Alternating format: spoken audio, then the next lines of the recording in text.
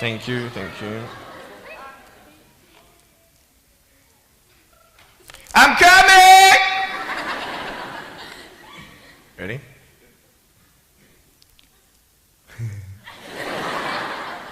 Hey, is that cool? Awesome.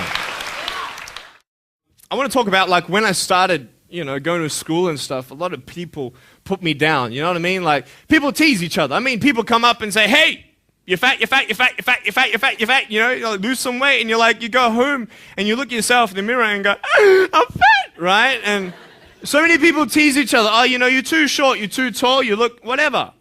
Different hair and all that. It doesn't matter. See, the thing is, when you're in school, when you're growing up in life, it actually sort of matters to people how you look. And then it matters to you because it matters to others. Why? Why does it matter how you look? Because if they don't like you, then who will? If they don't accept you, then who will? And the fear that we have is that we're going to be alone. That we're not good enough. And we have to change ourselves. And so many people put me down and say, Nick, you look too weird and no one's really your friend and you can't do this and you can't do that. And I couldn't change anything. It's not like just fixing my hair one day and everything's fine. It's not like, just whatever. I couldn't change my circumstance. I couldn't just one day wake up and say, hey, give me arms and legs. I need arms and legs. You know what I mean? Like, I went to a bodybuilder, and said, can you make me some arms and legs? No joking. Bodybuilder, you get it? Right? So this is the thing. I go up to people, can you give me a hand? Just joking. But it was so hard because people put me down. And I started believing that I was not good enough. I started believing that I was a failure. That I'd never ever be somebody who people would like or people would accept. And it was so hard, man. I thought to myself, I can't go on the soccer field like everybody else, and I can't ride my bike, and I can't skateboard, and all these sort of things. And I started getting depressed. I thought, what kind of purpose do I have to live? I mean, are you just here to live to die? I mean, is there not a purpose for me? Is there not a purpose in life? And I had questions and no answers. And I asked my mum and dad, why did this happen? I asked doctors, why did this happen? And they don't know. There are some things in life that are out of your control that you can't change and you got to live with.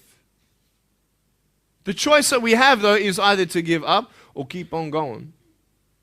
I want to ask you, what are you going to believe? Are you going to believe in yourself? Are you going to believe everybody else's judgment on you? Are you going to believe people when they say that you're a failure, when no one really likes you, no one really cares about you? And it's not really to say that, hey, you need someone to come up and say, hey, really, I like you, I care about you. No, it's not that, but it's the fact that people put you down. People don't even look you in the eye. People ask you how you are, and you say fine, but you're not fine, and they'll never know that. I tell you, life is interesting. Life's a journey. See this phone here? Let's say that I want to go to the phone, right? And I start from over here.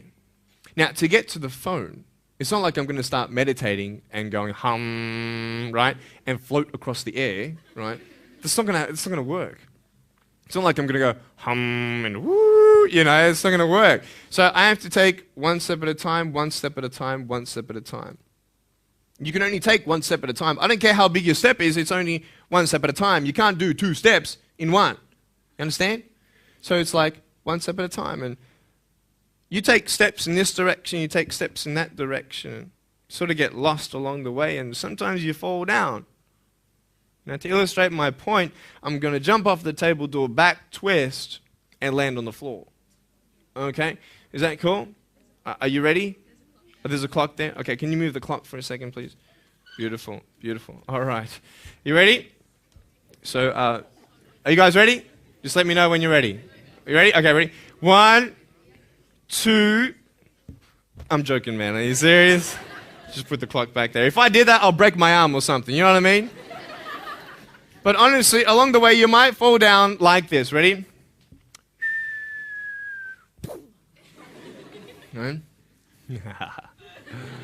Hello! Right. So what do you do when you fall down? Get back up. Everybody knows to get back up, because if I start walking, I'm not going to get anywhere. But I tell you, there are some times in life where you fall down and you feel like you don't have the strength to get back up.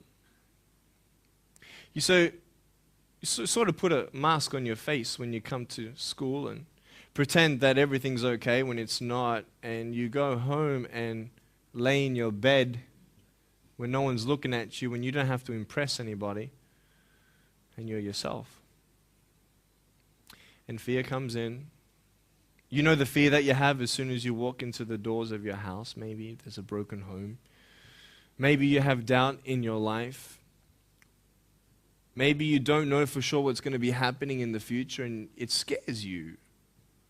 Maybe you're worried about what people think of you, what people say about you.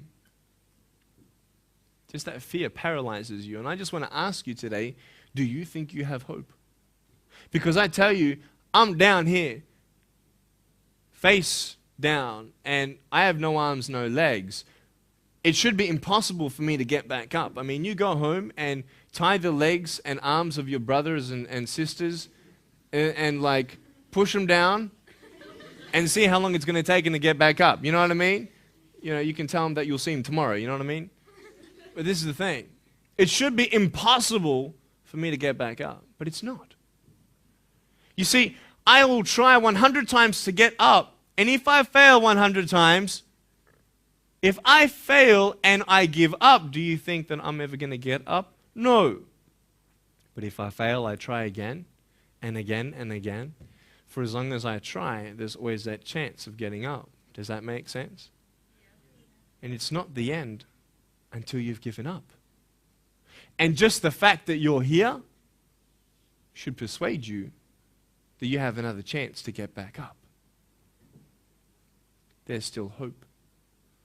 I'm not here today to tell you that I understand your pain. I don't know how it feels to be abused. I don't know how it feels to feel, quote, fat and you've got an eating disorder. I don't know how it feels to have a broken home. I don't know how it feels. But I know how it feels to have a broken heart. And I know how it feels to be alone. And I want you to know that I found my strength in Jesus Christ, and you're going to find your strength in whatever you find it in. But I just want you to know that it's not the end. It matters how you're going to finish. Are you going to finish strong? And you will find that strength to get back up like this.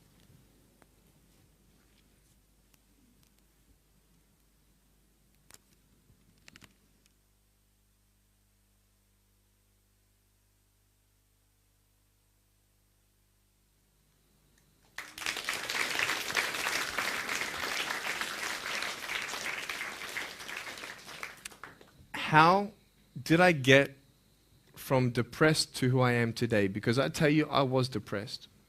When I was age 8, I used to concentrate on the things I didn't have. I wish I had arms and legs, and I wish I could do this, but what can I do? You see, I have a choice, and that's what I want to talk about today, choices. I can either be angry for not having arms and legs or be thankful for my chicken drumstick. And you see, I can still do a lot of things. At home, I can brush my teeth, comb my hair, get myself ready in the morning.